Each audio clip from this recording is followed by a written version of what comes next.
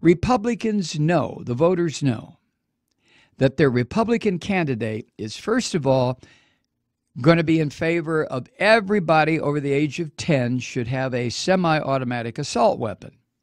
Okay, over the age of 14. Republican voters know that a Republican candidate wants to put these goddamn women back in their place. No abortions, no birth control, none of this bullshit freedom, women's march and all this other crap.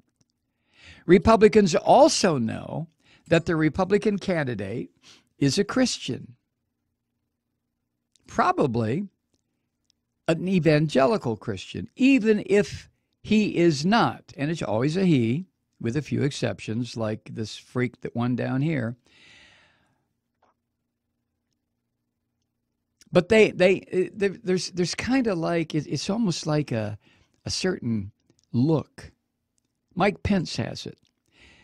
You look at Mike Pence with that goofy ass, hi, I'm high on Jesus smile on his face. You just want to, I don't know about you, I just want to smash the furniture.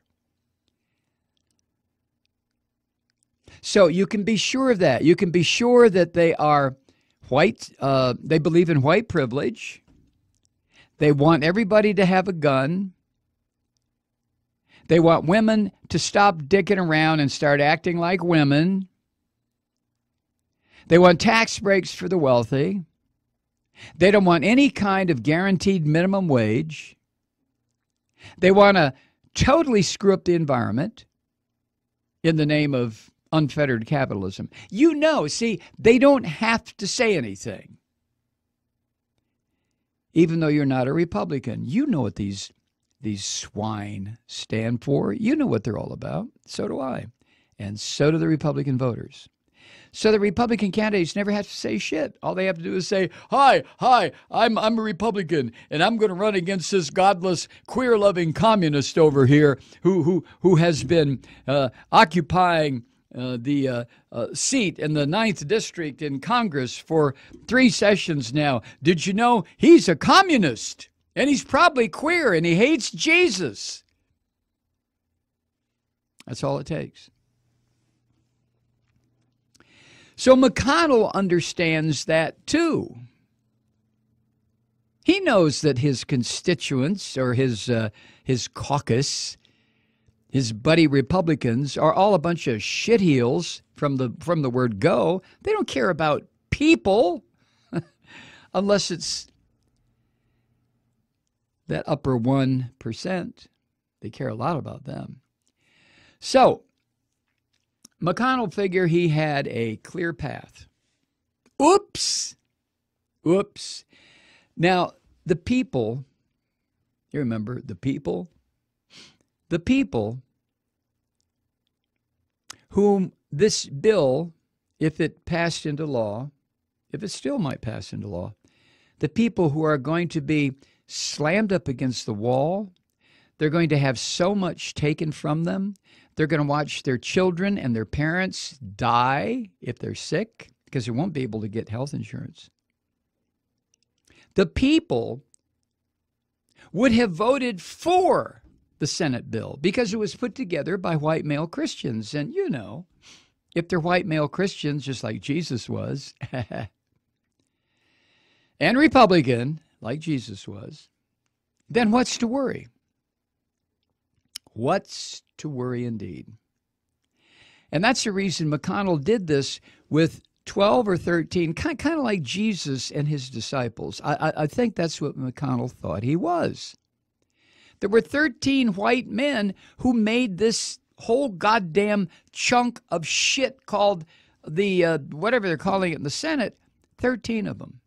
There was McConnell, who played the part of Jesus, and his 12 disciples. That's it. What more do you need? Right, Mitch? Well, the only problem was when they had the Last Supper here today, they had to eat their words. There was no wine and bread for you, right, Mitch? You couldn't get into the whole transubstantiation thing, could you, Mitch? Because some of the people not in your group of 12 disciples, some other senators, realized what this bill was going to do to their constituents back home. Now, as I've said before, I don't think very many Republicans give a rat's ass about their constituents, but they damn sure give a rat's ass about getting reelected. Now, there may be a few. No, I take it back. No. There are no Republicans who care a thing about the people who voted for them. Republicans care about the people who put them in office. You know, the money, Koch brothers, people like that.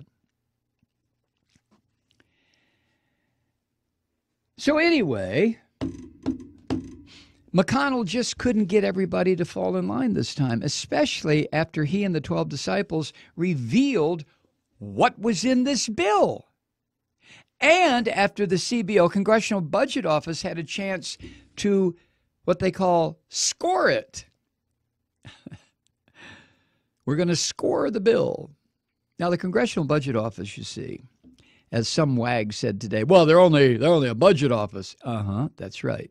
That's all they are. But anytime there's any kind of money involved, which is just about every bill that, unless it's renaming a post office after somebody, anytime there is money involved, the CBO takes a look at the bill that these filthy Republicans or the dumbass Democrats want to change into law, and they score it. How much is it going to cost? How much is it going to save? Who's going to win? Who's going to lose? Well, the Congressional Budget Office found an additional 23 million people would be kicked right in the ass, right off of whatever little tenuous hold they had on survival here in the great, great, God-loving, birthday bash coming United States of America. And the Congressional Budget Office report was not exactly what Mitch McConnell was counting on. That's one of the reasons he was trying to jam this through. Quick, before anybody has a chance to look at it, before those rat finks over at the CBO blow my cover. Quick. Not so fast, turtle. Now, it's not like there was an exodus of Republican senators from Mitch and his 12 disciples' decision. Oh, no. But you see, Mitch needed all of the members of his caucus, at least 50 of them.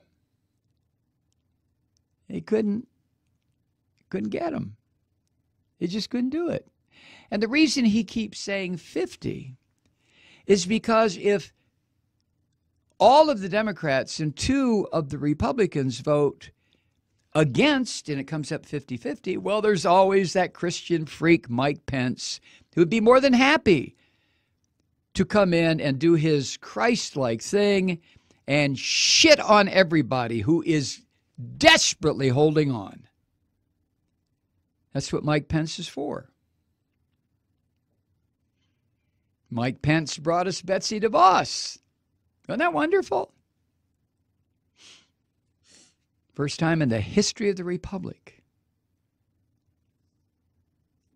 that the vice president had to cast his little toy vote in order to get somebody confirmed to a cabinet position.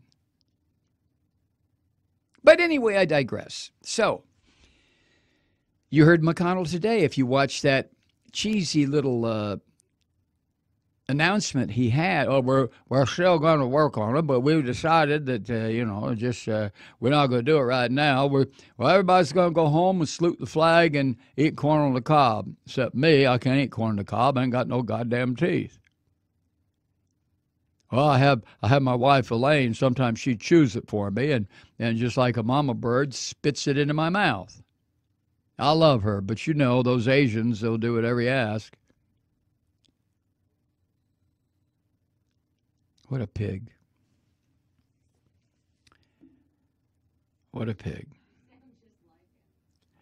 McConnell said in that little toy press conference, We will not be on the bill this week. We will not be on the bill this week. We won't be on it. It's like a bicycle, and we won't be on it.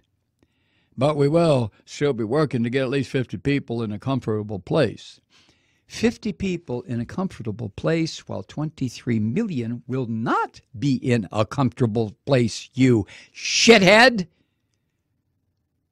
But all you care is about those 50 white Christian senators who will be in a comfortable place. The 23, 25, 30, whatever the number is of millions of people, well, no comfort for you. This is madness. You know it is.